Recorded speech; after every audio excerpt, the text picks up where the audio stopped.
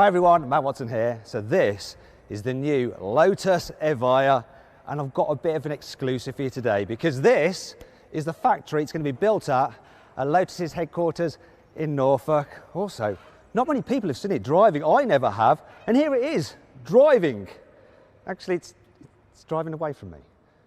Wait a minute, stop! I've got to do a video on this. Where's it going? The Evija is the first Lotus road car to feature a carbon fibre monocoque chassis, and it's actually built using the same technology used on Formula One cars to make it light, strong, safe and very, very stiff. Also, the carbon fibre tub actually stretches the full length of the car, and it's the longest single piece of carbon fibre fitted to any road car ever, yet it weighs just 129 kilograms. One of the Evija's key features are its Venturi tunnels. Now these are derived from motorsport. You see, if you're going very, very fast, you end up with a vacuum at the back of the car, and that causes drag. It pulls the car back and stops it maxing out its top speed. Whereas if you allow air to flow through there, it fills that void and allows the car to just slip through the air and go super quick. On internal combustion engine cars, normally you'd have fans and radiators in there, but on this, because it's electric, you don't, so it's completely hollow. Now I'd like to illustrate that with the Carwow stick of truth, but Lotus wouldn't let me poke this new car with a stick, so they gave me a cloth. Behold the Carwow cloth of truth. Check this out. See, completely hollow. There are some vents though in here, just all the way in there, little shark gills, and they relieve pressure from the wheel arches to help the car stick down onto the road. You might be wondering, where the heck are the door mirrors? How are you supposed to see behind you? Well, let's face it, door mirrors look ugly. So instead, this Evija has poppy-outy rear view cameras. Look at this. This is far more aerodynamic than some big door mirror. Look at that. Also, the reversing camera is actually on the roof, and you can just view it in a screen that's in the place of the rear view mirror. There are only two pieces of active aerodynamics on the Evija, so you have an active rear wing and some DRS flaps, that stands for drag reduction system. So at the moment the car is in its most aerodynamic form for high speed runs, but the wing and the flaps can raise to increase the downforce to help suck you down the road for improved cornering, and as you're driving along it can actually manage that as well depending on what you need. Here at the front there's absolutely loads of passive aero going on, so look at the intricacy of the design of these wings. There's one, two, and there's a third one even inside here. I really like the fact that they've put the radiators at the front horizontal rather than vertical like you'd need on an internal combustion engine car. Obviously, it being an electric car, it doesn't need so much cooling. That's a really nice thing. I mean, all this is designed to make sure the air just flows through or under and over the car as smooth as possible. There is no need for the Carwow stick of truth on the Evija at all. I mean, everything, look, every vent just serves a purpose. I don't know if you've noticed, but there is not a windscreen wiper on this car. Now it does come with one, but you can remove it. Normally it's fixed in there, but let's say you go on a track day or you live in Dubai, like quite a few owners probably will do, then you can just remove it. One of my favourite features of this car are the tail lamps. Look at that. So they're designed to mimic the afterburners of a fighter jet. Also, I like this, look how Lotus is illuminated here. Now, when the car goes into production, that won't be possible, it's not legal. You will still have Lotus illuminated on the battery pack though. However, somehow, Lotus have managed to negotiate with the authorities that the T can actually illuminate to act as the reversing light, which is pretty blooming amazing. I can't believe they got away with that, but they have. And I think it's great. There are some of the rules that this car has to follow to be able to go on the road. So for instance, you have a fog light, which is there, which looks like the rain light on a racing car. And then there's the high level brake light that you have to have as well. But what happens when the rear wing goes up? You're not going to be able to see that. Well, they've thought about that. To make sure this car complies with all the regulations, you then have a light here which illuminates. All perfectly road legal. Everyone knows it's a given rule of hypercars that you just can't have normal boring doors. There has to be some kind of showpiece to getting into them. As a result, the Evija has dihedral doors. You might be thinking, they're moving pretty slowly. That's because this is a show car. It's not finished. The real car's doors will open and close much quicker than this. In fact, we can use some camera trickery to show you exactly what that'll look like now.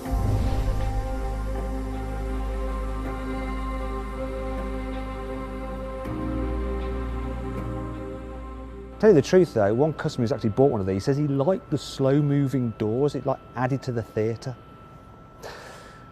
I think I prefer them going quickly. Here on the inside, the Evija just looks super modern and really, really well built with lovely materials such as leather up here and Alcantara up here and carbon fibre exposed everywhere. One of the things that really stands out is the dash design. So rather than being like a full dash, it's more of a beam, and here is just space. Reason being that space adds lightness, and adding lightness is Lotus founder Colin Chapman's ethos. You can increase a car's performance by removing weight from it, and that's exactly what this dash does. Colin Chapman always had a thing as well about making sure that components always do a job. So the dash isn't just there for show and to hang things off, it provides structural rigidity to the body as well. You get a steering wheel just like a Ferrari, and it's trimmed in Alcantara so it feels lovely, and then there's your deadhead stripe in the top, and all the functions are on the steering wheel as well, such as your indicators, your lights, your windscreen wiper, your phone operation, just like a racing car, and also just like a Ferrari, just saying. Now if you need to change the position, you can actually alter the steering column for reach and height, so practical too. The Evija is fitted with some absolutely gorgeous carbon fibre sport seats, and they have Alcantara padding on them, and they are quite firm. They definitely hold your body in place. Yeah, really nice. I like this feature as well. Look, there's a metal strip just runs through the centre of the seat which says "for the drivers." I think quite a few of these cars will actually be for the collectors. Probably notice this as well. Look, ambient lighting, how very de rigueur.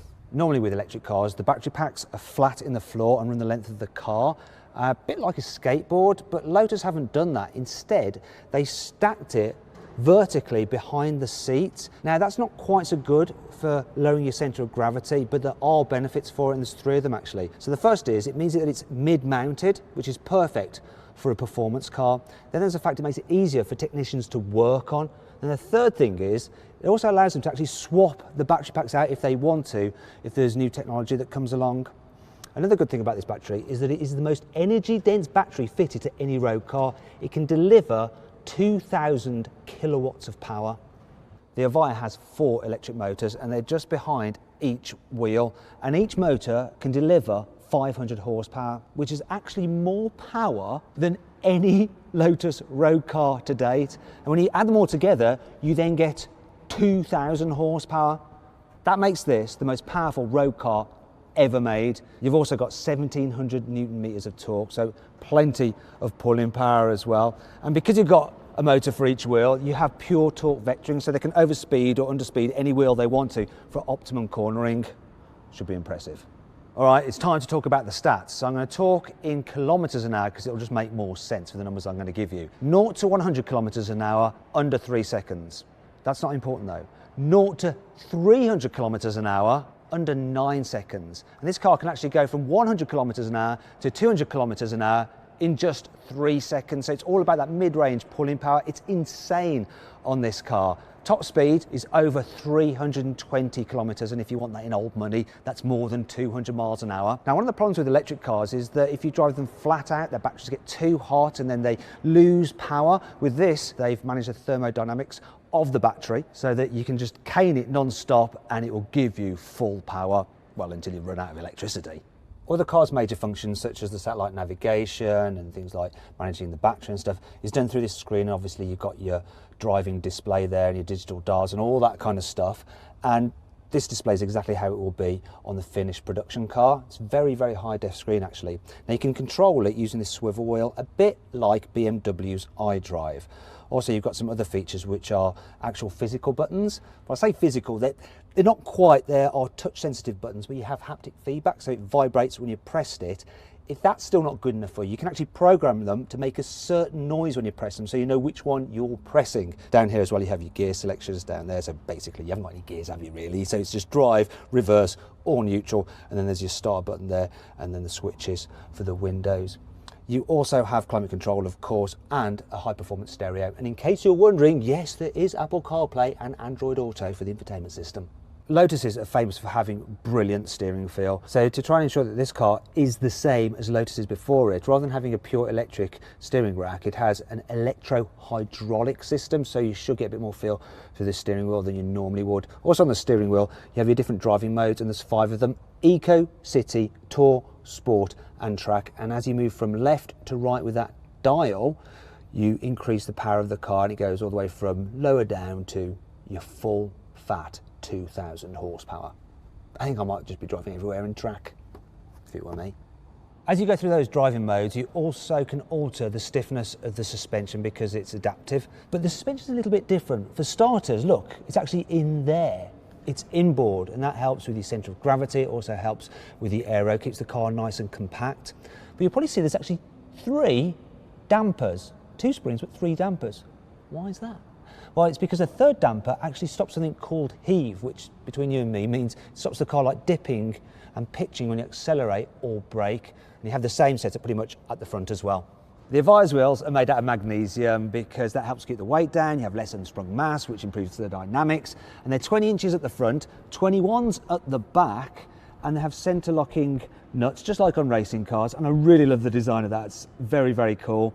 You also get carbon ceramic brakes all round. Also, the tyres have been specifically developed by Pirelli for this car. The P0 Trofeo R's with a very, very sticky compound. The battery pack on this car accounts for about 35% of its 1,680 kilogram weight.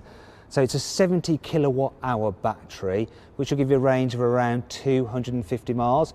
And to charge it, you actually just press a button and it opens this flap here, which is all rather neat, and you're greeted by a little sign that says hand built in Britain by Lotus. Kind of makes me proud. Now, to charge this thing, you can actually do it at 800 kilowatts, which is insane, and it'll actually charge the battery, if you do it at that rate, in less than 10 minutes, though you might struggle to find a charger. It can charge at 350 kilowatts in about 20 minutes, but yet again, you may struggle to find a charger. If you can find a 150 kilowatt hour battery charger, then it will do it in less than 50 minutes. It's not just the performance of this car which is groundbreaking, so too are its headlights. So you've got laser lights. Now, that's nothing new. Audi's done it, BMW's done it, but no one before has done laser lights on both your main beam and your high beam, but this Lotus can. It even says Lotus laser lights in there, which is quite cool. So is the little fan that keeps them cool. Too many calls. Anyway, so the range of these lights, 600 meters. Though I think that's because you're only ever allowed to have lights which can shine 600 meters on the road. You can get an app for this car. Well, of course you can. You know, it's supposed to be high-tech and modern. And you can do things like locate the car. You can lock it remotely. You can set things like the temperature, so it's the right temperature when you get in it. You can also store all your lap times on there as well, so you can show them to your friends while you're in the pub. All right, let's get down to the vulgar topic of money. So the Lotus Evija will cost £2 million with taxes, though if you're rich enough to be able to afford one of these, you're rich enough to figure out how not to pay the tax on it. If you want to order one, you have to put down a £250, you wish, £250,000 deposit. Everyone was logging onto the computer going, Group Lotus, I'll have one of those. £250,000 deposit, and already people have done that. There's only going to be 130 made, so if you're rich enough and you're watching this, get a move on. They will be sold out. This is going to be a collector's car, that's for sure. It's also going to spawn a load of other electrified Lotus sports cars, some of which will be a bit more affordable. So this car has been made possible by the fact that there's been lots of investment from Lotus's new owner, Chinese company Geely. However, it's been designed in the UK, it's been tested in the UK, and it will be built here in this very facility that I'm standing in Norfolk.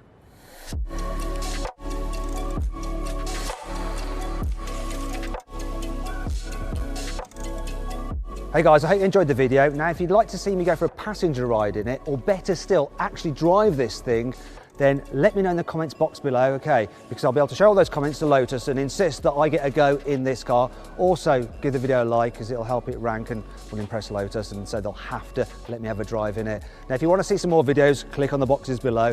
And if you'd like to download the new Carwow app, it's completely free. You can do things like check the value of various used cars and compare offers and deals on cars. Just click over there. Go on, go do it now.